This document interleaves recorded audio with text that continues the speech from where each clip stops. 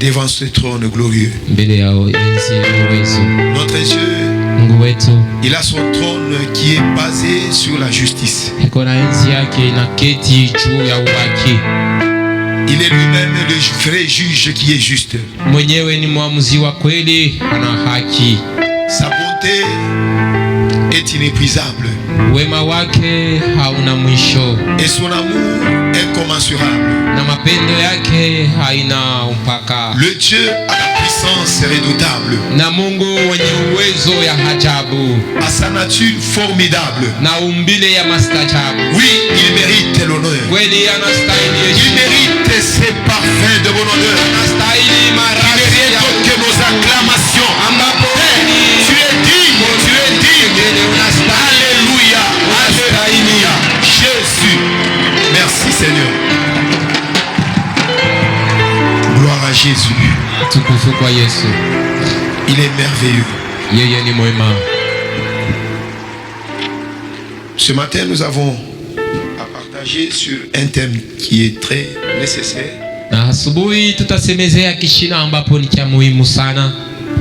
Nous allons parler sur la place incontournable de la parole de Dieu dans nos vies.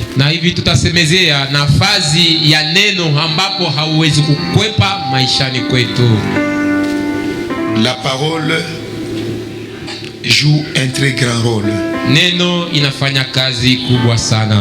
Notre Dieu n'est pas tout ce que vous pensez là. Il est la parole.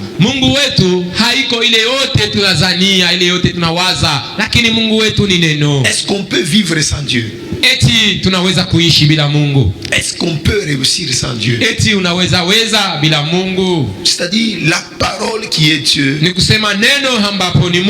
est incontournable. Incontournable. Tu ne peux pas t'en passer. La place incontournable de la parole de Dieu dans nos vies. Sans plus tarder, on va lire dans 1 Jean chapitre 1er verset 1er. Et puis Jean chapitre 1er verset 1er. Dans 1 Jean chapitre 1er verset 1er. Et puis Jean chapitre 1er verset 1er.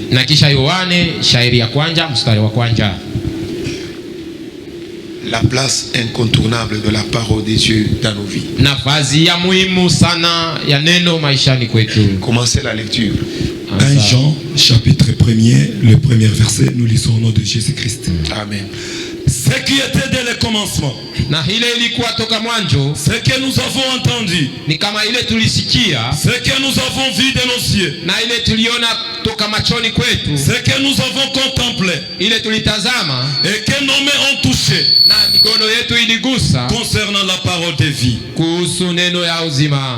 Jean chapitre 1, le premier verset, nous lisons au nom de Jésus-Christ. Au commencement était la parole. Et la parole était avec Dieu. Et la parole était Dieu. Amen. Amen. Alléluia. Amen. Je pense que vous avez suivi la lecture. Nous voulons être très précis.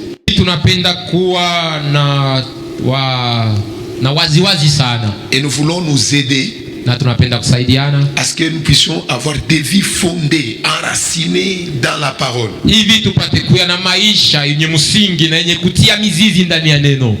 La plupart vivent la vanité.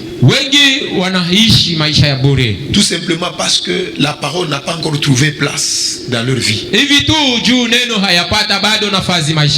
nous voulons être une assemblée de la parole. Donc nous devons faire de la parole notre vie, notre fondement. Donc on doit se dire que il n'y a pas de vie loin de la parole. Na hivi tunapasha kusema hakuna uzima nje ya neno. Pierre avait dit à Jésus, Petro alimuonesha Yesu, quand Jésus leur avait recommandé aussi de partir comme les autres. Wakati Yesu aliwaomba waende kama wengine. Mais Pierre avait rétorqué en disant, na hivi Petro alijibu kusema, où irions-nous, Seigneur? Tutaenda wapi Bwana? Où est-ce que nous pouvons aller? Na wapi tunaweza enda? Si ce n'est que chez toi. Kama haiko tu kwako. Là où nous pouvons trouver la parole de vie. Kule ambapo tunaweza kupata neno ya uzima. Donc moi je sous-entends. Ni kusema mimi naelewa. Quand Pierre avait parlé de cette façon, kusema wakati Petro alisema namna il avait indirectement dit à Jésus, alisema alimuonesha Yesu namna nyingine, ne pouvons pas aller ailleurs que chez toi. Kusema hatuwezi kwenda nafasi nyingine ila tu kwako. Il n'y a que chez toi là où nous pouvons venir. Na hivi ni kwako tu kule tunaweza kuja. Pour une seule raison, et la raison qui est bénéfique, c'est parce que chez toi il y a la parole de vie. Juu ya sababu tu moja na sababu ya maana ni hivi kwako kuna neno ya uzima. Donc Pierre s'était rendu compte que la parole joue un très grand rôle dans la vie. Na hivi Petro aliona kusema neno ina kazi kubwa sana maisha ya mtu. Et sans la parole, na bila neno, la vie de l'homme devient qu'une vanité. Maisha ya mtu inakuwa tu bure. Et c'est pourquoi aussi Jean dans sa première épître, na ni hivi pia Yohane mu barua yake ya kwanza, au chapitre 1er verset 1er, shairi ya kwanza mstari wa kwanza, écoutez ce qu'il a dit. Sikieni nini anasema. Ce qui était dès le commencement. Ile ilikuwa toka mwanzo. Et le même Jean dans son évangile au premier chapitre il dit, na Yohane mmoja mu shairi yake ya kwanza anasema, au commencement était la parole. Toka mwanzo ilikuwa neno. Mais dans son épître, lakini mubarua il dit ce qui était dès le commencement. Mubarua yake anasema ile ilikuwa toka mwanzo. Alors il commence maintenant à énumérer. Na sasa anaanza kutaja ceux qui peuvent provenir de la parole qui était là dès le commencement. Ile inaweza kutoka kuneno ambapo ilikuwa toka mwanzo. Et il dit, na anasema, c'est que nous avons entendu. Ile ambapo tulisikia. C'est que nous avons vu de nos yeux. Ile tulijionea na macho. C'est que nous avons contemplé et que nos mains ont touché. Na ile tulitazama na ambapo migono yetu ilipapasa. Concernant la parole de vie. Kuhusu neno ya uzima. Donc nous pouvons dire, là où il y a la parole, tunaweza kusema kule kuko neno, là où il y a la parole de Dieu, kule kuko neno ya Mungu.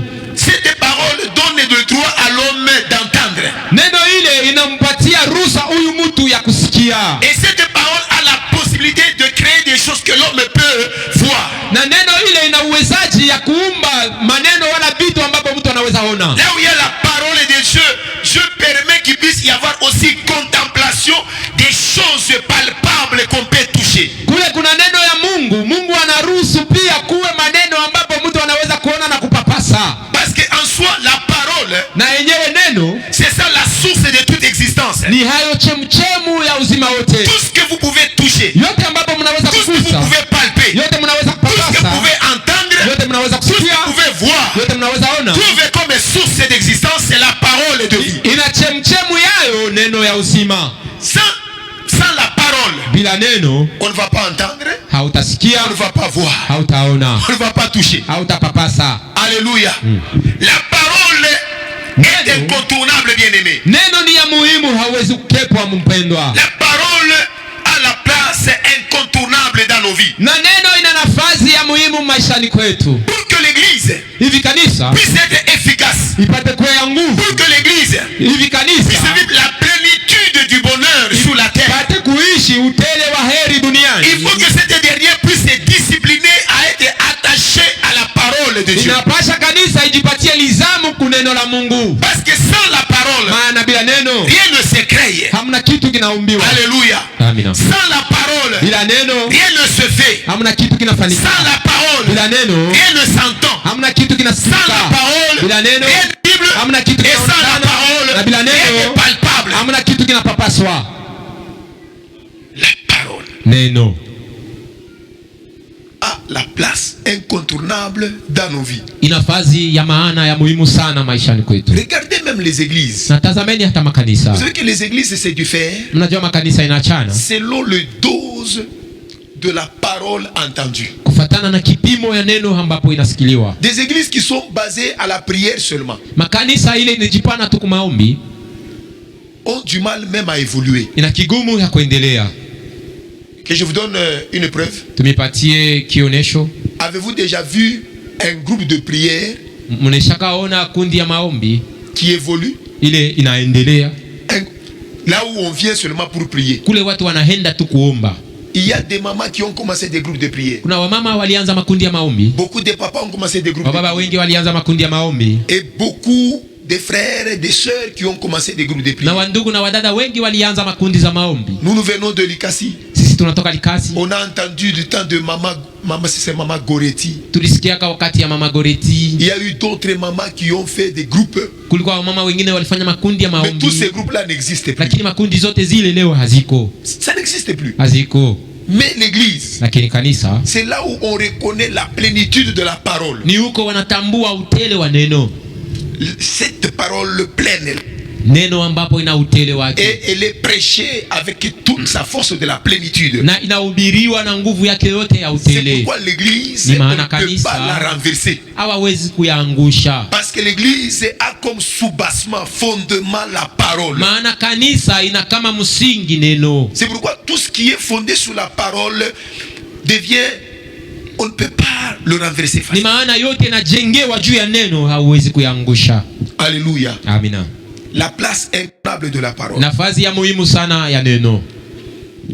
Au commencement était la parole. Toka mwanzo ilikuwa neno. Même ce monde ici, cet univers, hata dunia ambapo tunaona na macho, a été appelé à existence par le biais de la parole. Iliumbiwa kupitia neno. On nous dit au commencement était la parole. Wanasema toka mwanzo ilikuwa neno. Et cette parole était avec Dieu. Na neno ile ilikuwa pamoja na Mungu. Dieu s'est servi de cette parole. Mungu halitumia neno hiyo. Donc Dieu s'est servi de lui-même. Kusema Mungu halijitumia mwenyewe. C'est lui-même qui est la parole. Maana ni yeye mwenyewe neno.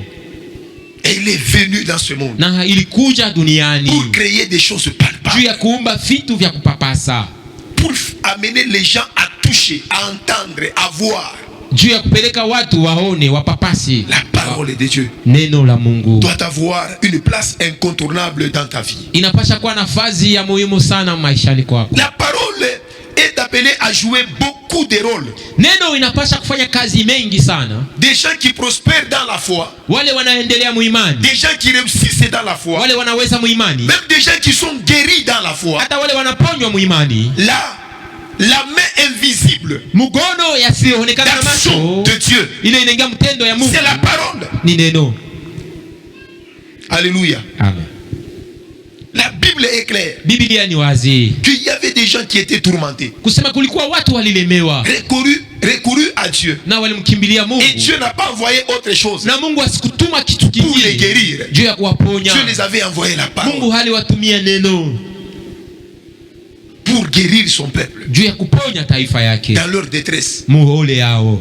Il a envoyé la parole. Halituma neno. Pour guérir son peuple. Juu ya kuponya taifa yake. La parole. Ni kusema neno fait les miracles. Inafanya miujiza. La parole. Neno a la possibilité de guérir. Inawezaje ya kuponya? Quand nous parlons ici, wakati tunasema hapa, tu peux écouter quelque chose. Unaweza kusikia kitu. Et tu sens la chose se crée une autre chose dans ta vie. Na unasikia kitu kinaumba kitu kingine maishani mwako. Il y a des gens qui avaient des kystes internes. Kuna watu walikuwa na manyama ya ndani. En écoutant seulement la parole. Lakini mkusikia tu neno. La parole a fait disparaître des kystes. Neno ilipoteza ile nyama. Il y avait des gens qui étaient diabétiques. Kuna wale walikuwa na ugonjwa wa sukari. En écoutant la parole. Kusikia tu neno. Ils ont vu leur maladie là incurable partir. Waliona ugonjwa ule wasipodawa kuponyesha. On a vu à mettre depuis des gens qui ont témoigné. Na tuliona mara mengi watu walishuhudia. C'est pourquoi dans des campagnes d'évangélisation, maana makampeni ya injili, on prêche la parole, wanahubiri neno, on libère le message, wanafungula ujumbe, et le message guérit les gens, le message bénit, le message restaure.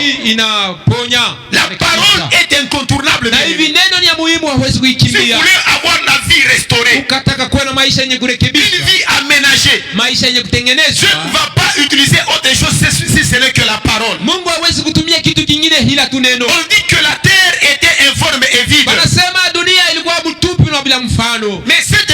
Lakini dunia hiyo aujourd'hui elle est aménagée, leo inatengenezwa, remplie de beaucoup de choses. Inajazwa na vitu vingi. Et cet aménagement s'est fait comment? Na ile kutengenezwa ilifanyika namna gani? L'aménagement de la terre par la parole de Dieu. Kutengenezwa kwa dunia kulifanyia kupitia neno la Mungu.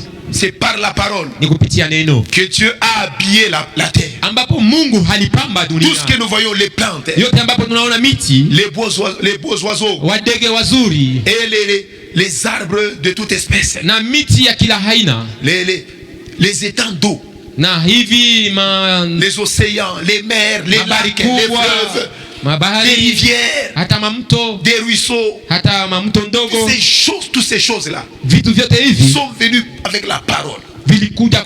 La parole, bien-aimée. Une église qui est basée sur la parole. Une église là où il y a les gens qui ont la soif de la parole. C'est une église bénie. Alléluia. Une église là où les gens ont la soif de la parole. C'est une église bénie. Là où les gens se sont déjà rendus compte que on peut chercher des secours à gauche, à droite. Mais si on entre dans la parole, c'est là où il y a tout. Tout ce que vous voulez là se trouve dans la parole. Donc la parole est incontournable pour donner le bonheur. Si tu veux t'en passer de la parole, toi-même tu auto-exclus des bienfaits de la main de Dieu. Alléluia. Comme nous avons dit que la parole de vie joue beaucoup de rôles pour l'équilibre, la stabilité et le façonnement de notre destinée. Tu as besoin d'avoir une destinée stable, une destinée qui est équilibrée et surtout qui est bien façonnée. Et cela va s'effectuer par le biais de la parole de Dieu. Alors le premier rôle de la parole dans nos vies. Nous voulons aller rapidement dans ce temps qui nous est donné. Jean chapitre 1er verset 2 à 3. La parole dans son rôle créateur.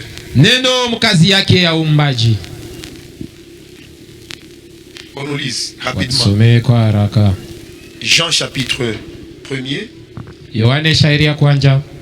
Verset. Le livre de Jean. 2 à 3. Chapitre 1er, le deuxième et le troisième. La parole de Dieu dans son rôle créateur. Nous lisons au nom de Jésus-Christ. Amen. Elle était au commencement avec Dieu. Toutes choses ont été faites par elle. Et rien de ce qui a été fait n'a été fait sans elle. Amen. Amen. Alléluia. Amen. On me dit, cette parole était avec Dieu. Et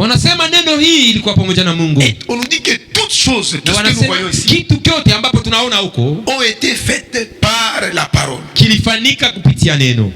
Alléluia. Et rien de ce qui a été fait n'a été fait sans elle. Donc il n'y a aucune chose qui peut venir à l'existence sans l'apport de la parole. Tout ce que même toi-même est là. Dieu le produit, le résultat de la parole. Même cette église, son existence, c'est le résultat, le produit de la parole. Tout ce que nous devons faire, c'est le résultat et le produit de la parole. Même si nous allons mettre un temple ici, c'est parce que cela au préalable est venu de la parole de Dieu. Même quand tu as des enfants, ces enfants, c'est parce que Dieu a dit que tu sois fécond et tu puisses te multiplier. Donc la parole de Dieu, c'est ça la source de toute existence. Tout ce que vous voyez, tout ce que vous vivez, tout ce que vous palpez, c'est le fruit de la parole. Et rien, on nous dit rien de ce que nous voyons, de ce que nous expérimentons, n'existe sans la parole. Donc si toi aussi, ni kusema kama na wewe tu as pia besoin de bénéficier de certaines choses. unahitajia kufaidikiwa na vitu vingine. Il faut se rendre où? Unapasha kuenda wapi? Il faut se servir de quoi? Unapasha kutumia nini? Toi tu as besoin des choses. Wewe unahitajia vitu. La Bible nous dit, Biblia inasema toutes les choses ont été faites par la parole. vitu vyote vilifanyika kupitia neno. Mais toi aussi tu as besoin des choses. Na wewe pia unahitajia vitu. Quelles que soient les choses au travail, les choses vitu kazini, dans le mariage, les choses dans tes activités, toutes ces choses-là vitu vyote vile ont comme source de provenance vina chemchemu ya matokeo la parole. Ni neno. Parce que aucune de ces choses maana hamna kitu hata ne peut venir à notre faveur sans passer par la parole. Fadhili yetu bila kupitia kunena. Et cela implique à nous dire quoi? Na ile inatupeleka mkusema toi aussi qui a besoin d'avoir des choses, nawe pia unahitajia vitu. Il faut recourir seulement à la parole qui a le rôle, qui joue le rôle créateur. Na hivi unapaswa kukimbilia tu neno ambapo inafanya kazi ya uumbaji. C'est la parole qui peut créer la chose voulue par ton cœur. Na ni neno inaweza kuumba kitu ambapo moyo wako inatamani. Tu as besoin de l'emploi. Unahitaji kazi. La parole a la possibilité de créer l'emploi pour toi. Neno inawezaji ya kufanya kazi juu yako. Tu as besoin du mariage. Unahitaji ndoa. C'est la parole qui joue ce rôle créateur. Na hivi ni ile neno inafanya kazi ya uumbaji. Donc la parole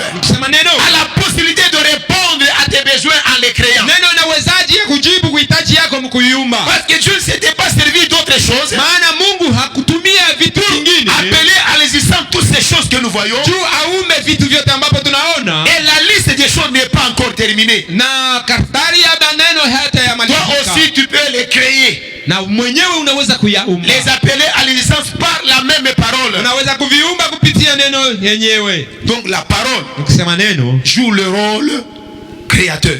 Inafanya kazi ya uumbaji. Ça c'est le premier rôle. Hii ni kazi ya kwanza. Donc là où il y a la parole de Dieu, sema mali pana neno la Mungu, on peut se créer des choses. Unaweza kuumba vitu. On peut se créer un bâtiment excellent ici. Unaweza kuumba kujenga hekalu mzuri hapa. Là où il y a la parole de Dieu, kazi pana neno la Mungu, on peut bâtir des vies excellentes des enfants de Dieu. Unaweza kujenga maisha marembo ya wana wa Mungu. Là où il y a la parole de Dieu, kazi pana neno la Mungu, nous avons la possibilité d'équiper d'une façon excellente notre église. Unawezaji ya kufanya kanisa yetu ipambwe mzuri. Là où il y a la parole de Dieu, kule kuna neno ya Mungu, on peut tomber même dans le thème de la fois dernière. Tunaweza kuangukia hata mkishina ya mara ilipita. L'apparence contribue aussi à l'évolution d'une église. Na hivi hali ya nje inaingia pia mtendo maendeleo ya kanisa. La parole a la possibilité de créer une autre apparence sur toi. Na hivi neno inaweza kufanya unaonekana mtu mwingine. C'est-à-dire tu avais une apparence quand tu étais venu à Christ. Nikusema ulionekana namna moja wakati ulikuwa kwa Kristo. Au fil du temps tu écoutes la parole. Na wakati inapita unasikia neno. Cette parole va créer une autre nature sur toi. Neno ile itafanya umbile nyingine juu yako. Donc elle va te communiquer une autre apparence, un autre aspect. Nikusema itakupatia hali nyingine ya kuonekana na macho. C'est pourquoi quand quelqu'un est attaché à la parole, ni maana wakati mtu anambatana na neno, la parole se manifeste d'abord dans son intérieur. Neno kwanza inaonekana ndani mwake. Et en fin de compte elle s'extériorise. Na mwisho yake inatokea nje. Elle va te communiquer les quelques traits. Na hivi itakupatia hali zingine de la ressemblance de cette dernière. Ya kufanana na hii neno. Alléluia. Amina. Deuxième rôle de la parole. Na kazi ya pili ya neno. La parole joue le rôle du soutien. Neno inafanya kazi ya msaada. Le soutien. Msaada. La parole de Dieu. Neno la Mungu. Nous sommes dans Hébreu. Tuko mkitabu cha Waebrania. Hébreu chapitre 1er. Waebrania shairi ya kwanza. Au premier chapitre. Waebrania shairi. Lisez le verset 2 et verset 3. Le verset 3 et 2 et 3 du livre des Hébreux, chapitre 1er, nous lisons au nom de Jésus-Christ. Amen.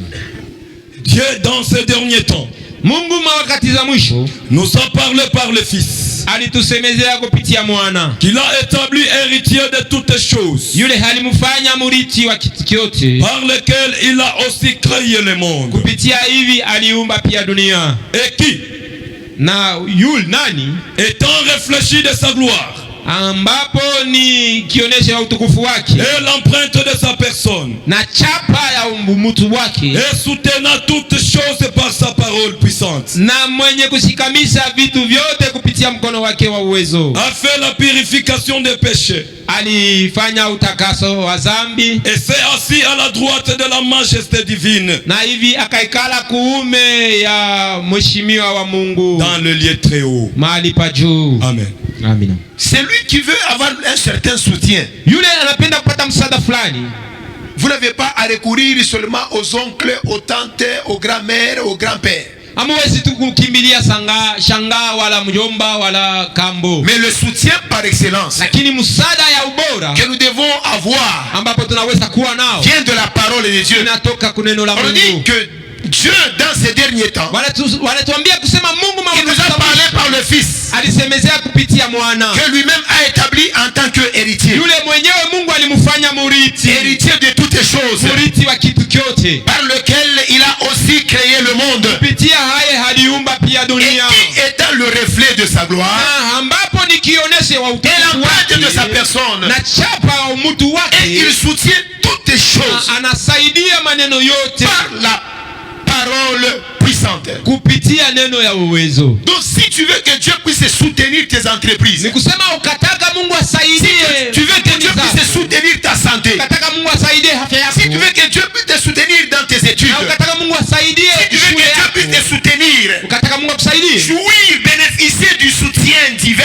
na ufaidikie msaada wa mbingu, il ne faut pas aller par quatre chemins. haiko kuenda manjia Le chemin bien frayé na njia yenye kuchongewa qui vizuri, apporte le soutien véritable, ambapo naleta msaada ya kweli, c'est la parole de Dieu. ni neno la Mungu. Dieu se sert de la parole pour soutenir toutes les choses. Anatumia neno juu ya kusaidia mtu Et c'est wote, pourquoi Dieu nous parle. na ni maana Mungu Dieu anatusemezea, utilise ses propos, il parle. Mungu anatumia misemo Parce hii qu'il a besoin de ya nous soutenir. maana anahitajia Quand Dieu kutusaidia. parle, il libère la parole. Wakati Mungu anasema C'est parce que acha derrière neno, sa tête, il y a le soutien. maana mkichwa yake mko msaada, Et il soutient l'église. na anasaidia Il kabisa, soutient nos familles. anasaidia jamii Il zetu, soutient nos activités. anasaidia makazi Par zetu sa parole puissante. kupitia neno yake ya uwezo. La parole de Dieu est puissante, Neno ya Mungu ni ya uwezo, capable de nous soutenir. ina uwezaji ya Le kutusaidia. soutien des hommes Msaada ya watu n'est que vanité. ni bure. Un homme peut te soutenir Mtu aujourd'hui, anaweza mais kukusaidia leo demain il va se fatiguer na kesho atachoka et il va se relâcher. na Voilà, il ataachilia va commencer à chanter partout. na ataanza kuimba huko na huko, Mais la parole lakini neno nous a créés ilituumba, et nous a soutenus dans ilitusaidia notre croissance. mkukomala kwetu Et jusqu'aujourd'hui, mpaka leo elle continue à nous soutenir. inaendelea kutusaidia, Elle soutient aussi notre foi, notre spiritualité. inashikamisha ndani yetu na La ukimya parole wetu. est incontournable. Neno ni ya muhimu sana, Elle joue ce rôle inafanya kazi du soutien. ya msaada, C'est ce que Dieu utilise pour soutenir ses enfants, ses bien-aimés. na ni ile Mungu anatumia njia ya kusaidia wana wake wapendwa. Et c'est pourquoi Na ni maana dans Jean 15:5, Yohane 15:5 même Jésus avait expliqué d'une autre manière. hata Yesu alifasiria ile namna nyingine. Vous savez que Jésus, c'est lui qui est la parole. Mnajua Yesu ni yeye neno. Parce que dans Apocalypse 19:13, la Bible dit, Ufunuo 19:13 Biblia inasema, il était revêtu d'un vêtement teint de sang. na hivi alivaa kanjo ambapo ilikuwa na alama ya damu. Son nom Jina lake est la parole de Dieu. ni neno la Mungu. Donc Jésus qui était habillé de cette robe-là, teinte de sang. Ni kusema Yesu yule alivala kanzu ile ilikuwa na alama ya damu. Mais on nous dit que son nom c'est la parole de Dieu. Lakini wanasema jina lake ni neno la Mungu. Ici Jésus nous parle dans Jean 15:5. Hapa Yesu anasema mu Yohane 15:5. Il dit, moi je suis le cep. Mimi ni mti. Vous, na niye vous êtes les sarments. Niye ni majani. Lui qui est la parole, yeye ambapo ni neno, il se donne l'image d'un arbre, d'une tige, d'un tronc. Anipatia mfano ya mti. Et il dit que nous, moi et toi, anasema mimi na wewe, nous sommes que les sarments. Sisi tuko kama matawi attachés à cet arbre-là, yenye kuchomekwa kumuti ule. Ce qui ravitaille la vie aux branches. Ile inaleta uzima kumatawi, kumajani. C'est le tronc, c'est le cep. Inakuwa ni mti. On ne peut pas s'en passer du cep. Na hivi hatuwezi kuachilia mti. Parce que nous sommes attachés à ce cep-là. Maana tunaambatana kwa mti ule. C'est qui est la source de provenance de notre vie. Ni hayo chemchemu ya kuishi kwetu. Alléluia. Amina. Il est le cep, il est la parole. La parole a la possibilité de te ravitailler dans tout ce que tu veux. C'est lui qui demeure à moi. Et en qui moi je demeure va porter beaucoup de fruits. Car sans moi, vous ne pouvez rien faire. Donc sans la parole de Dieu, vous n'aurez pas le soutien. Et par conséquent, ça sera du fiasco pour votre vie.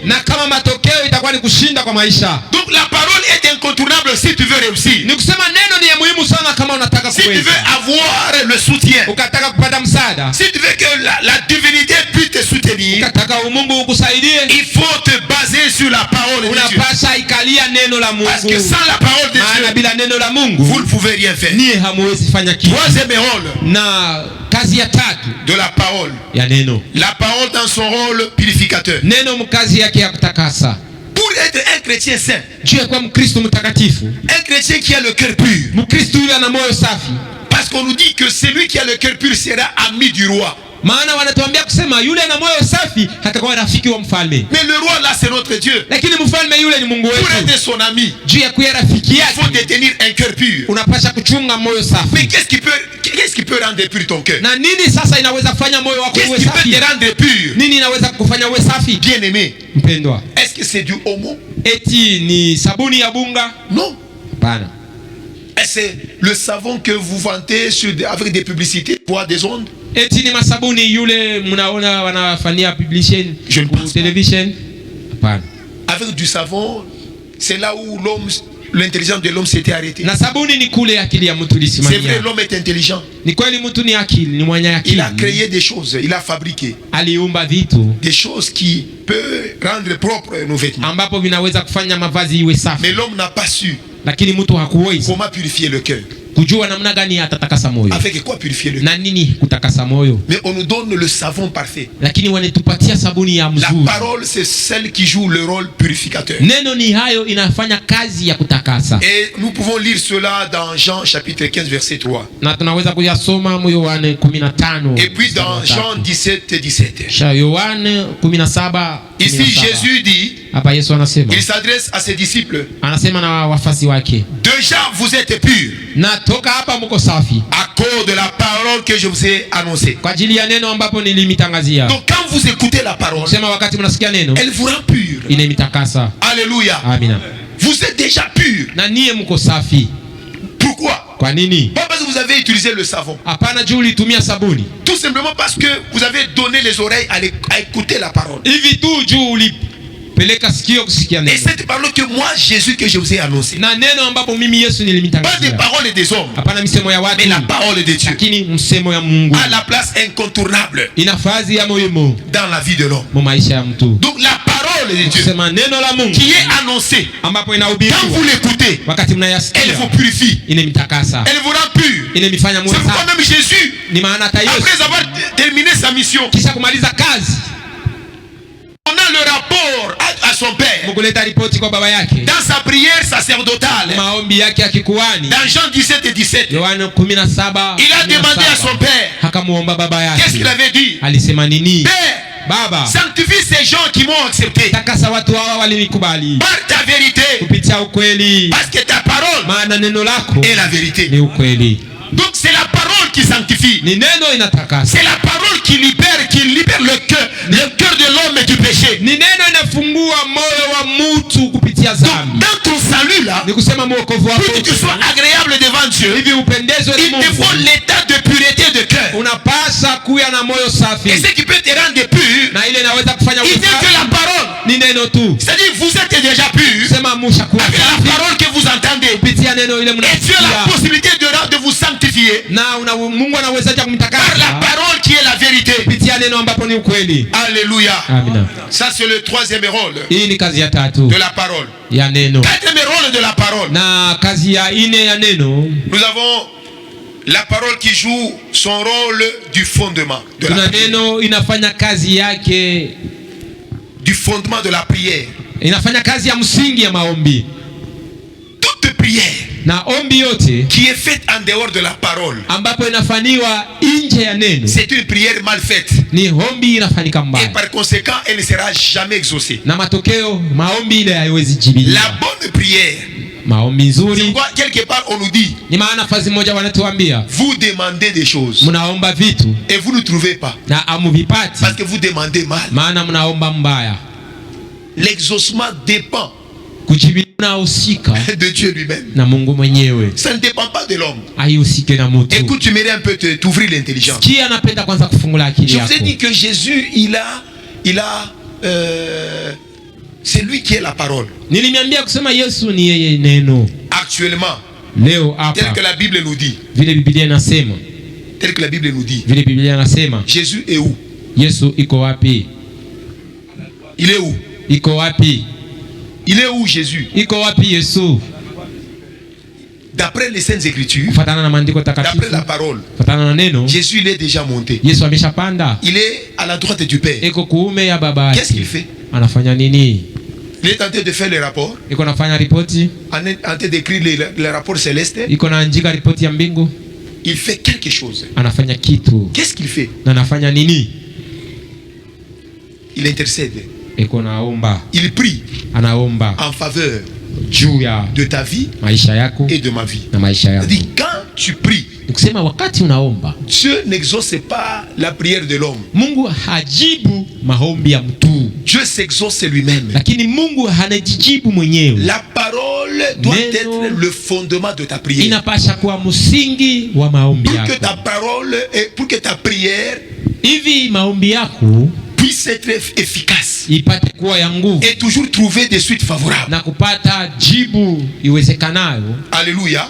Amina. Parce que sans la parole, maana bila neno, si elle ne constitue pas ton soubassement, le soubassement de ta prière, kama neno haiko msingi ya maombi yako, ça ne sera que du bruit. Hivi itakuwa tu kelele. On peut prétendre beaucoup prier. Maana tunaweza kuzania kuomba sana. Mais pour Dieu c'est un dérangement. Lakini kwa Mungu inakuwa kama kelele. Et quand nous faisons un dérangement, na wakati tunafanya kelele, donc nous sommes en train de tomber dans le piège de l'abomination. Kusema tukunaanguka mumutego ya makufuru. C'est pourquoi quelqu'un qui n'écoute pas la prière, ni maana mtu yule hasikie neno, il n'aura pas d'argument valable à la prière. Asitakuwa na misemo ya kuenea mzuri mu maombi. Parce que Dieu ne l'exaucera pas. Maana Mungu hata mjibu. Tu as besoin de la parole comme soubassement de tes prières. Unahitajia neno kama msingi wa maombi yako. Si tu veux que Dieu commence à t'exaucer, na ukataka Mungu aanze kukujibu. Jésus est au ciel. Yesu yuko mbinguni. Lui qui est la parole. Yeye ambapo ni neno. Au ciel la parole prie. Mbinguni neno inaomba. C'est pourquoi la Bible dit nous ne savons pas prier. Maana Biblia inasema hatujui kuomba. Toi tu ne sais pas prier. Wewe haujui kuomba. Et même moi je ne sais pas prier. Hata mimi sijui kuomba. Mais par des soupirs inexprimables. Lakini kupitia hii pumzi ndani.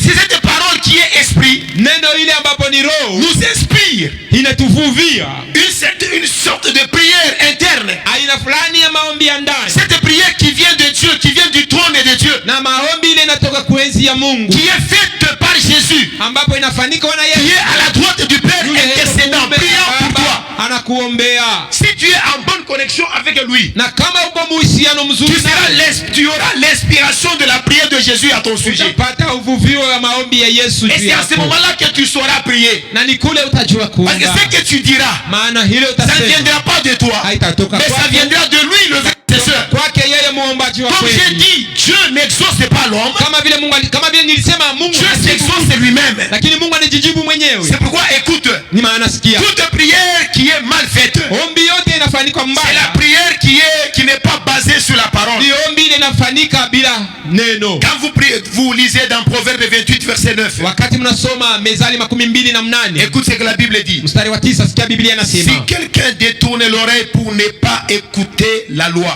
Kama mtu anafunga sikio hivi kutokusikia sheria, sa prière même, hata ombi yake yenyewe, est une abomination. Inakuwa ni makufuru. Si toi tu n'aimes pas écouter la parole de Dieu, kama wewe haupende kusikia neno la Mungu, écoutez, sikia, il faut être des gens qui écoutent la parole, unapasha kuwa mtu yule anasikia neno, que se faire des grands prieurs mais sans la parole. kuliko kuwa mtu wa kuomba sana bila neno. Beaucoup de gens prient beaucoup, na watu wengi wanaomba sana, mais en eux c'est le vide. lakini ndani mwao ni utupu. Ils n'ont même pas le dépôt de la parole. na hivi hawana hata hazina ya neno. Et c'est pourquoi il n'y a pas d'exaucement. Ni maana hakuna kujibiliwa. Regardez dans les églises, Tazameni makanisa, c'est rempli de gens plaintifs, munajaza watu wa des kujitompolea, gens qui ne sont pas capables wale hawana uwezaji d'amener Dieu à créer des choses pour eux. ya kufanya Mungu haumbe vitu C'est juu pourquoi yao. Dieu m'a parlé que je puisse parler sur le rôle de la parole. Ni maana Mungu alinivuvia nisemezee juu ya maana Parce que kazi cette ya dernière neno. est incontournable pour bâtir et façonner ta destinée. Maana kazi hii ni ya maana sana, hauwezi kuiacha juu ya maisha. Toute personne, Mtu yote, sa prière basée sur la parole mtu yote yule maombi yake haikalie juu ya neno, ne verra jamais l'exaucement. kamwe asitaona C'est pourquoi kujibiwa. même Jésus avait dit Ni maana hata Yesu dans alisema Jean 15 et 7, mu Yohane il dit que 15:7, si vous demeurez à moi anasema mkikaa ndani mwangu et que mes paroles demeurent en vous, na neno langu inaketi ndani mwenu, alléluia, amina, demandez ce que vous voudrez ombeni ile munataka et cela vous sera accordé. na ile Si tu mutaipewa. es malade Kama wewe ni mgonjwa et que tu fasses habiter, demeurer la parole de Dieu en toi, na hivi unaikalisha neno la Mungu ndani mwako, c'est alors que tu peux avoir le droit de prier, na ni pale utakuwa na ruhusa ya de kuomba, demander la guérison. ya kuomba Et uponyaji, cette dernière te sera donnée. na hii itakupewa. Il y a des gens Kuna watu qui n'ont même pas besoin qu'on puisse les imposer la main, wale hawahitaji hata wawatilie mkono, parce qu'ils ont le dépôt de la parole. maana wana hazina ya neno, Et ce dépôt de la parole, na hazina ya il neno faut seulement l'exercer dans des conditions, soit des situations adéquates, inapasha spécifiques. tu kuyatumia mwa wakati yake. Je suis malade, Wakati wewe ni mgonjwa, j'ai besoin de la guérison. nahitajia uponyaji, Et je sais na najua que la parole a la possibilité de guérir. neno inawezaje ya kuponya. J'ai besoin d'argent. Nahitajia pesa, Et comme j'ai besoin d'argent, na vile nahitajia la pesa, parole peut créer l'argent. neno inaweza kuumba pesa. Dieu avait fait le miracle pour moi. Mungu alinifanyia miujiza. Écoutez, Sikia, moi j'avais, quand j'étais parti pour demander la main de ma femme, wakati nilienda juu ya kumuoa mke, je n'avais pas de moyens, sikukuwa na mapato, mais j'avais utilisé la foi, lakini nilitumia imani, utilisé la parole. nilitumia neno. Et un certain jour, Na siku moja j'étais dans ma chambre. nilikuwa mchumba yangu ya ndani, J'avais senti en moi une certaine inspiration, nilisikia ndani mwangu uvuvio fulani, que tout était à nous. kusema yote ilikuwa ndani Tout mwetu, est à nous. yote ni ndani Et mwetu, nous sommes à Christ. na sisi tuko wa Donc Kristo. Christ a déjà tout mis à notre disposition. Ni kusema Kristo amesha kuweka yote mbele yetu. J'avais lu cette écriture Niliona ile et je m'étais somi dit, donc j'ai tout. na nikasema mimi Même niko na l'argent yote. de la dot, je l'ai. Hata pesa ya Avec kuchumbia niko nayo pamoja Alors nani. qu'est-ce que je devais faire pour Na sasa nilipasha fanya nini faire donner l'expression de ma foi? hivi kuonesha imani? L'esprit m'avait poussé de prendre quelques papiers duplicateurs. Na hivi roho alinipatia akili ya kubeba makaratasi, Parce qu'on m'avait déjà fixé le montant que je devais aller donner. maana walikuwa wamesha kunikatia mali nilipasha Je peleka. n'avais pas d'emploi. Sikukuwa na kazi J'étais dans mon faible commencement. na nilikuwa Et mumwanzo comment faire pour yangu, avoir réuni cette somme? na namna gani kufanya hivi nipate pesa ile? Alors il fallait faire exprimer la foi. Na sasa ilipasha kusemesha imani. Et qu'est-ce que j'avais fait? Na nilifanya nini? J'ai pris les papiers là, Nilichukua karatasi je les zile avais coupés nikazikatakata très bien, vizuri comme vizuri, des billets, kama vile pesa, des devises. pesa ya dola, Et j'avais pris mon stylo. na nikabeba karamu ya wino, J'avais commencé à mentionner nikaanza andika $50 50 ya dola sur un papier, juu ya sur karatasi, l'autre $20, kuingine dola 20, l'autre $20, na ingine 20, l'autre $100, ingine 100, l'autre $10. ingine dola 10. J'ai réuni les papiers là, Na nikaeneza makaratasi j'ai même yote compté na nikaisabia selon le montant qu'on m'avait demandé. patana na hesabu ambapo waliniomba, Et j'ai dit à Dieu, na nikamwambia Mungu, je te bénis parce que tu as dit que tout est à moi. nakubariki maana uliniambia kusema yote ni Donc nami. j'ai l'argent avec moi ici. Sema niko na pesa Donc pamoja j'ai nami, l'argent avec moi. pesa ni Donc hapa na toi, tu as mimi, déjà dit que j'ai là, tout est à moi. maana umeshasema yote. Et moi je uko suis nami. à Christ. Na mimi niko kwa Et Kristo, Christ est à Dieu. na Kristo iko kwa Donc Mungu. je ne peux pas chercher le tout là. Nikusema siwezi kutafuta yote Donc hivi, je l'ai déjà. mimi niko nayo. Et j'ai pris ces papiers-là. Et je me suis comporté comme si je n'étais pas face au papier, mais j'étais face à l'argent. Je les ai rassemblés. Je les ai mis dans un cahier. Pas sur la table. Je suis allé les cacher dans l'armoire. Comme on le fait chaque fois avec l'argent. Si c'était les papiers, je devais les mettre sur la table. Mais comme moi, dans mes pensées, c'était l'argent. Je suis allé mettre ça dans un cahier et puis j'ai caché ça. J'ai dit, autant marqué Seigneur, je vais aller donner ça dans la belle famille comme d'autres. Papa, Dieu avait fait le miracle. Cet argent-là, c'était matérialisé. C'est-à-dire les papiers là n'étaient pas changés en devise. Dieu avait fait le miracle, j'avais eu l'argent, on est venu compter l'argent comme ça. Pourquoi? Parce que j'ai cru avec la parole qui était en moi. Que tout était mis à ma disposition. À un certain moment aussi, j'ai souffré. Je sentais à moi des douleurs bizarres. J'étais encore élève. J'étais parti à l'hôpital.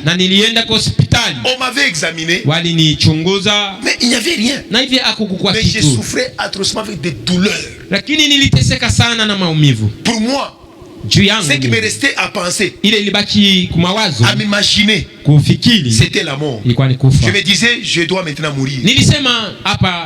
Quand je regardais mon père, je regardais ma mère, je me disais, c'était fini pour moi. Parce que l'hôpital avait échoué. Aller au labo, rien. On a examiné à maintes reprises, rien. Mais j'ai souffert pas mal. Un certain jour, j'étais parti à l'église. Et quand le pasteur prêchait, il a épinglé un certain verset que j'ai épinglé au début ici, que dans leur détresse, ils ont appelé Dieu. Et Dieu leur a envoyé la parole. Et la parole les a guéris. J'ai dit, ah bon, dans ma détresse, si j'appelle Dieu, il va libérer la parole.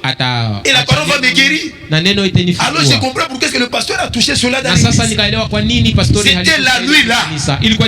Cette nuit là, quand j'étais au lit, dans mon lit, j'avais entendu une voix qui m'avait appelé.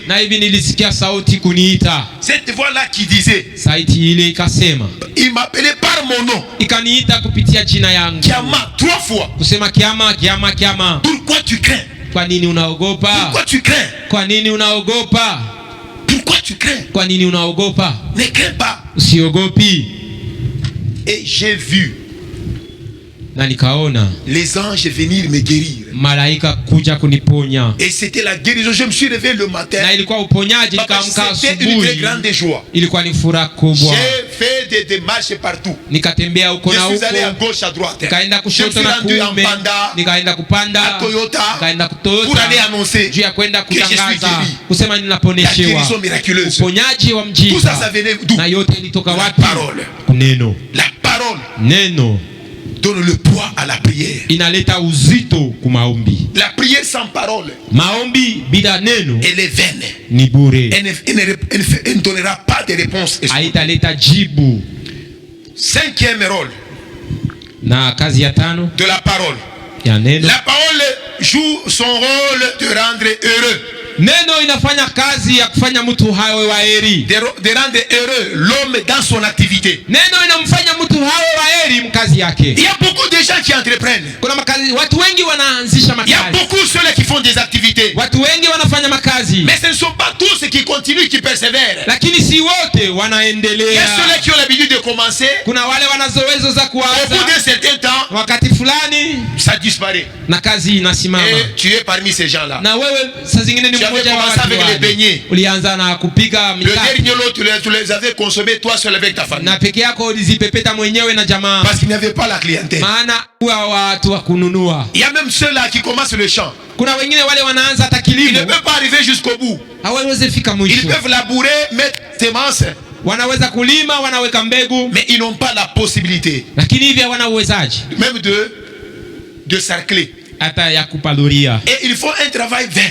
Na wanafanya kazi ya bure. Donc ils font des activités qu'ils ne produisent pas. Ni kusema wanafanya makazi ambapo Mais avec la parole, lakini pamoja na neno, la parole te rendra heureux. neno itakufanya unakuwa waheri Dans ton activité, mkazi yako. ceux-là qui réussissent, les chrétiens qui réussissent Wakristo wale wanaweza dans leurs activités, mu makazi zao ils utilisent la parole. wanatumia neno. Si toi aussi tu veux réussir dans les activités, Ukataka na wewe kuweza mu makazi, tu ne réussiras pas en dehors de la parole. utaweza nje ya neno. Tu utilises la parole Tumia neno et tu réussiras, tu seras heureux dans tes activités. Utafanya vikubwa mu makazi. Chaque chapitre 1er verset 25. Yakobo mstari wa kwanza 25. La Bible dit, Biblia inasema c'est lui qui aura plongé les regards dans la loi parfaite yule atajipeleka mu sheria ya kamilika, et c'est lui qui aura à plonger les regards dans la loi parfaite, na yule atajipana tena kusheria yenye kueneana, la loi de la liberté, sheria ya uhuru,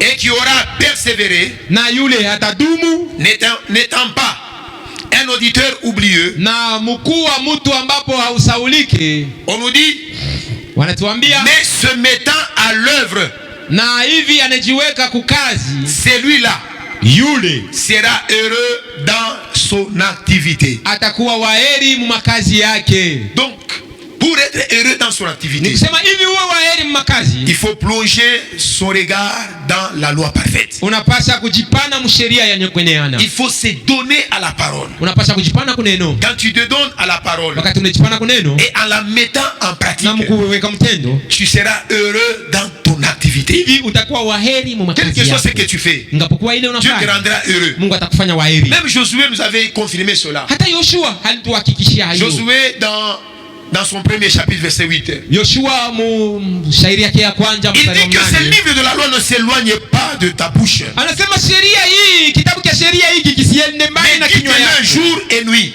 Ukitafakari usiku na mchana, en agissant fidèlement selon tout ce qui est écrit. mkutenda na uaminifu wote kufuatana na ile Et inaandikwa. il donne même les conséquences. Na hivi analeta hata matokeo. Car c'est alors que tu auras du succès Maana ni pale utapata kuweza dans tes entreprises, makazi yako, dans tes activités. makazi zako, C'est alors que tu réussiras. na ni kule utaweza. Il n'y a pas de succès, il n'y a pas de réussite Hamna kuweza, hamna kavumu dans les activités mu makazi si on ne se confie pas en la parole de Dieu. kama aujipane kuneno la Mungu. Dieu avait donné ce secret à Josué. Mungu halimpa Yoshua Josué, siri. si tu veux que je puisse te soutenir, Yoshua ukataka si tu veux que nikusaidie, je puisse t'aider ukataka nikusaidie à décrocher maintenant la réussite et le succès dans tes entreprises. hivi upate kuweza makazi zako Le secret que zote, moi Dieu je te donne, siri ambapo mimi Mungu nakupatia c'est de plonger tes regards dans cette loi parfaite. ni wewe kujipana muhii sheria ya C'est kueneana, de méditer cette parole kutafakari neno et te donner ce temps-là, na kujipatia wakati de la méditer nuit et jour. ya kuyatafakari usiku na En ce moment-là, mchana. tu verras maintenant le succès et la Wakati réussite. yule utaona kuweza na Venir se kufaulu, prosterner devant toi. itakuja kuinama mbele Et yako, cela va te rendre heureux. na hiyo itakufanya ukuwe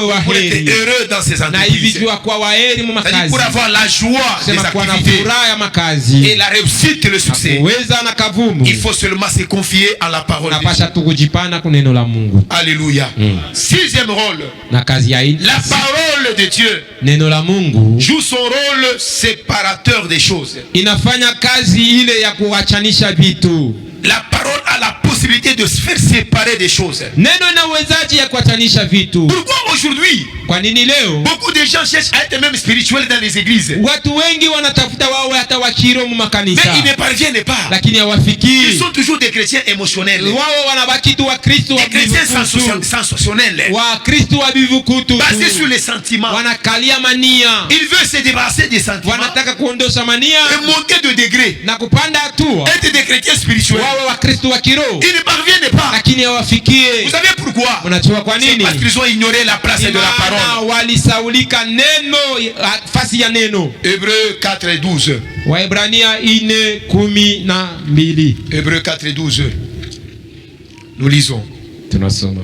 Car la parole de Dieu est vivante et efficace. Maana neno la Mungu liko hai na ya nguvu, Plus tranchante qu'une épée quelconque à deux tranchants. Na makali sana kushindia mpanga wote wa makali ngambo mbili. Pénétrante jusqu'à partager âme et esprit, mpaka mkuachanisha nafsi na roho, jointure et moelle, na maungio na elle juge les sentiments et les pensées du cœur. Na nia na wazo za moyo. Donc ici on nous dit la parole hapa wanasema neno est vivante, ni hai, très efficace, et plus tranchante, na makali qui sana, dépasse même l'épée quelconque à double tranchant. inashindia sana hata mpanga ya makali. Cette parole a la possibilité de séparer l'âme et l'esprit. Na neno hii ina uwezaji ya kutenga roho na nafsi. L'âme c'est un être abstrait. Na nafsi ni kiumbe ambapo hakionekani na macho. La personnalité invisible. Ile bumutu ambapo haonekani na macho. C'est ça ton âme. Na ni ile nafsi yako. Et l'esprit là, na roho, c'est l'image de Dieu en toi. Ni picha ya Mungu ndani mwako. Toutes les choses sont abstraites. Vitu vyote havionekani. Mais les hommes ne parviennent pas à les séparer. Lakini na hivi watu hawafikii mkitenga. Mais pour voir la séparation, le partage de ces choses là. Lakini hivi kuwe kujitenga kwa hivi vitu, apparemment qui sont les mêmes. Kwa kuonekana hivi ni kitu kimoja. Mais qui ne sont pas les mêmes parce que leur aboutissants sont différents. Vitu hivi havina kimoja, lakini juu ya matokeo yao ni l'âme aboutit à donner les sentiments, les émotions. Juu nafsi inafikia mkupeleka bivukutu na nia. Mais l'esprit lakini roho nous amène à la communion avec Dieu. Inatupeleka mushirika na Mungu. Le septième rôle. Na kazi ya saba, on nous dit que la parole joue son rôle de mettre l'homme dans sa position agréable. Wanasema neno inafanya kazi yake ile ya kumuweka mtu muhali ya kupendeza. Tout homme n'a pas nécessairement la position agréable devant Dieu. Na mtu wote hana kawaida na hali mzuri mbele ya Mungu. Mais la parole, lakini neno, a la possibilité de te communiquer quelque chose qui te rendra agréable. Ina uwezaji ya kukuambukizia kitu ambacho kitakufanya upendezwe. Parce que sans cette chose là, maana bila kile quel que soit tout ce que tu peux faire, ingapokuwa yote unaweza fanya, tu seras toujours un chrétien émotionnel. Wewe utakuwa tu Mkristo wa bivu. Mais avec la parole de Dieu, pamoja na neno la Mungu, elle va te communiquer. Itakuambukizia. Elle va créer quelque chose en toi. Itaomba kitu ndani mwako. Et cette chose, na kitu hiyo, c'est la foi. Ni imani. Alléluia. Romains 10 et 17. Waroma 10:17. On nous dit que ainsi la foi vient de ce qu'on entend. Na hivi imani inatoka kwa ile tunasikia. Et ce qu'on entend vient de la parole de Dieu. Na ile tunasikia inatoka kwa neno la Mungu. Donc la foi ne vient pas d'autre part. Nikusema imani haitoki kwa zingine. La foi ne vient pas d'autre chose. Imani haitoki kwa kitu kingine. La foi vient de la parole de Dieu. Imani inatoka kwa neno la Mungu. Et quand vous écoutez la parole, na wakati mnasikia neno, donne la foi. Na ile mipatia imani. Et la foi, na imani, elle a la possibilité de vous donner maintenant la position d'être agréable. Ya kumipatia hali ya kupendezwa. Selon Hébreux 11:6. Kufuatana na Waebrania 11:6. Sans la foi, wanasema il est impossible d'être agréable devant Dieu. Kupendezwa na Mungu. Impossible. Kigumu. Pas difficile. Hapana kigumu. Impossible. Haiwezekane. Impossible. Haiwezekane d'être agréable. Ya kumpendeza. Mais c'est possible d'être agréable devant Dieu. Lakini inawezekana upendezwe. C'est possible comment? Ni inawezekana namna gani? Par la parole. Kupitia neno. Quand vous écoutez la parole, wakati unasikia neno, vous communiquez la foi. Ile mipatia imani. Parce que la foi vient de ce qu'on entend. Maana imani inatoka kwa ile unasikia. Alléluia. Amina. Et dans Hébreux 4:16, na Waebrania 16, on nous montre comment est-ce que cette parole wanatuonesha namna gani neno hiyo peut déboucher à ouvrir la porte même du secours. Inaweza kufikia hata kufungula hata mlango wa msaada. La foi.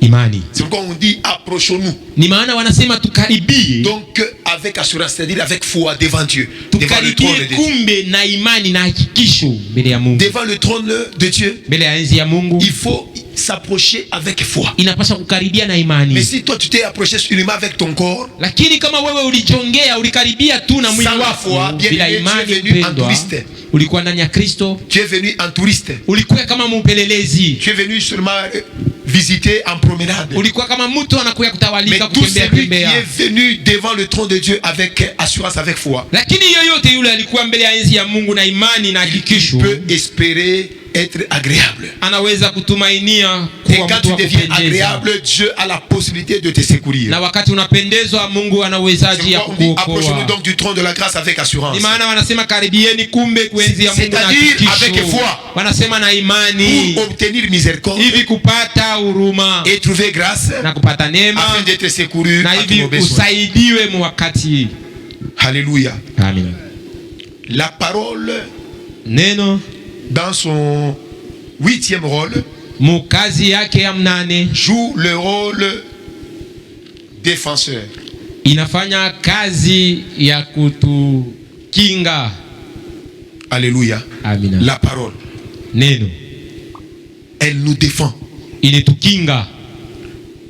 Jésus dans Matthieu 4, Yesu Matayo 4, quand vous lisez verset 3, wakati mnasoma mstari wa 3, commencez par le verset 2 mnaanza na mstari wa 2 jusqu'à 11, mpaka 11, vous allez comprendre ce dernier rôle que nous allons voir. Na hivi mtaelewa kazi ya mwisho Rôle défenseur.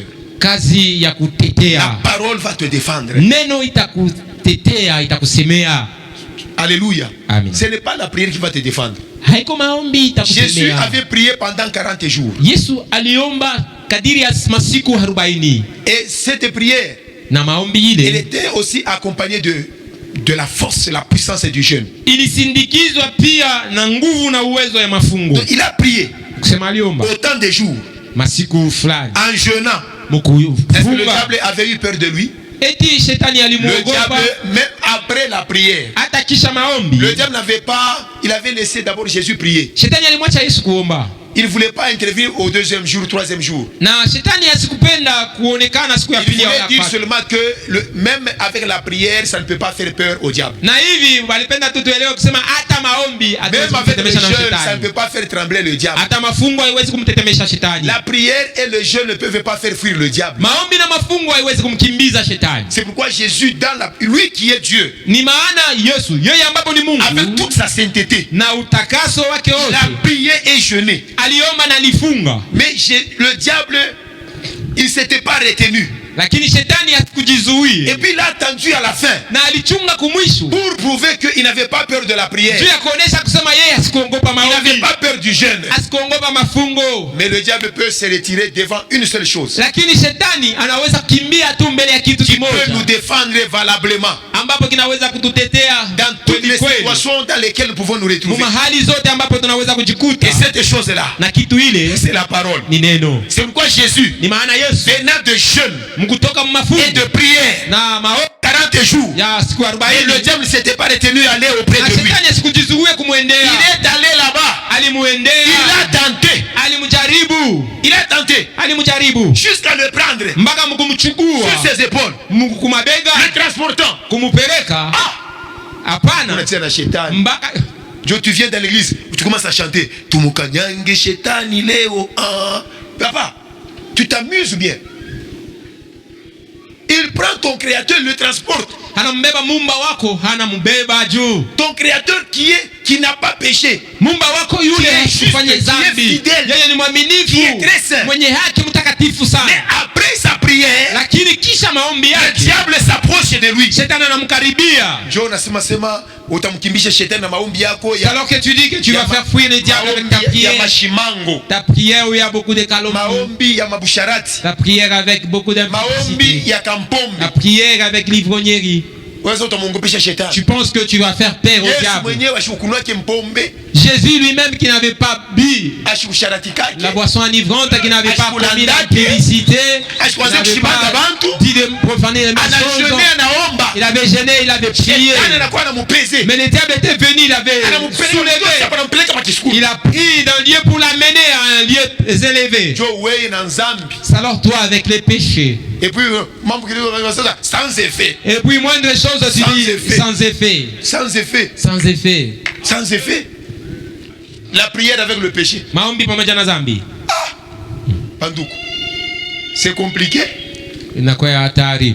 Quand vous lisez ce passage ici, wakati mnasoma shairi hii de Matthieu 4, ya Mathayo 4, de 2 à 11, mstari ya 2 mpaka 11, Jésus savait qu'il venait de la prière. Yesu alijua kusema alitoka maombi. Il savait, il était conscient qu'il venait de jeûner. Alijua kweli kweli kusema alitoka mafungo. Mais il a utilisé un autre voie non. Lakini alitumia njia ingine. Parce que la prière n'avait rien fait. Maana maombi haikufanya kitu. Le jeûne n'avait rien fait. Mafungo haikufanya kitu. Qu'est-ce qu'il a utilisé? Na alitumia nini? Il a utilisé la parole. Alitumia neno. Il a utilisé la parole. Alitumia neno. Quand le diable est venu, na wakati shetani avec sa tentation qu'il puisse échanger la pierre en pain. Wakati shetani alikaribia na majaribu hivi Yesu abadilishe mkate ikwe jiwe ikwe mkate. Il n'a pas prié. Asikuomba. Il a parlé. Alisema. Parler de quoi? De la parole. Nini neno? Que l'homme ne vivra pas seulement du pain. Mtu ataishi tu kwa mkate. L'homme vivra aussi de la parole. Lakini mtu ataishi. La parole va te défendre.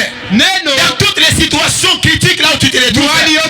Jésus était en train de traverser le moment critique. Yesu alikuwa anapitisha parce qu'il avait faim. Na alifanya nini? Il était faible. Alikuwa mdhaifu. Mais il a utilisé la parole. Lakini alitumia neno. Quand le diable a écouté la parole, wakati shetani alisikia neno, il n'avait pas d'autre choix. Hakukuwa na. Il a changé de stratégie. Alibadilisha maneno. Il a monté de nouveau. Na hivi akapanda dans la tentation. Akapanda hatua tena ya majaribu. Il a fait monter Jésus-Christ. Akampandisha Yesu Kristo. Jusque au niveau élevé du temple. Juu sana ya mnara. Il le montre le monde. Na akamuonesha. Il lui dit dunia. Akasema yote hii. Si tu te prosternes, ukainama mbele yangu, je vais te donner ces choses. Ndakupatia vitu vyote hivi. Nous avons lu ici. Tulisoma hapa. Que toutes choses par quoi? Kusema kitu kyote kiliumbia kupitia nini? Kupitia neno. Le diable que vous voyez ici. Shetani yule mnamuona. Il peut te faire voir que anaweza kukuonesha. Il peut te donner de l'emploi. Kusema anaweza kukupatia kazi. Il peut te donner la chance. Anaweza kupatia bahati. Il peut te donner l'argent. Anaweza kupatia pesa. L'argent, tout ce que vous voyez là. Pesa na yote ambapo mnaona. Vient de la parole. Inatoka kuneno. Vient de Jésus. Inatoka kwa Yesu. Mais lui, il peut s'en approprier. Anaweza kujibebea. Et commencer à vouloir vous faire tomber avec ce que vous avez déjà. Na kutafuta kwanza kumiangusha pamoja na ile mko nayo. C'est là où Jésus a dit. Kule Yesu alisema, tu ne peux pas me tenter, moi je suis ton créateur. Wewe hauwezi kunijaribu, mimi ni muumba wako. On dit que toute chose a été créée par elle. Wanasema kitu kyote kiliumbwa naye. Et pour elle. Na juu yake. Jésus, il est la parole créatrice. Na Yesu ni neno ambapo inatenda. C'est la parole créatrice. Neno ambapo inaumba. Iliumba vitu vyote hivi. Même ce que tu veux là. Hata ile unatamani huko. Ushindi de défense ulindwa va venir de la parole. Tatoka kupitia neno. Alléluia. Amen. Dans toutes les situations, là tu peux te retrouver. Il y a toujours un passage qui peut venir dans ton inspiration. J'ai un problème indifférent avec papa Fan. Comment est-ce que la parole peut me défendre? Et je peux me tenir écarté, éloigné de lui. Garder rancune. Là, je ne suis pas enfant de Dieu. Mais si je suis un enfant de Dieu, la parole me dira. S'il y a un différent entre toi et ton frère ou bien ta soeur, ce n'est pas de se tenir éloigné. Quand tu es enfant de Dieu, va vers ton frère. Je dois aller vers lui. Aller parler avec lui.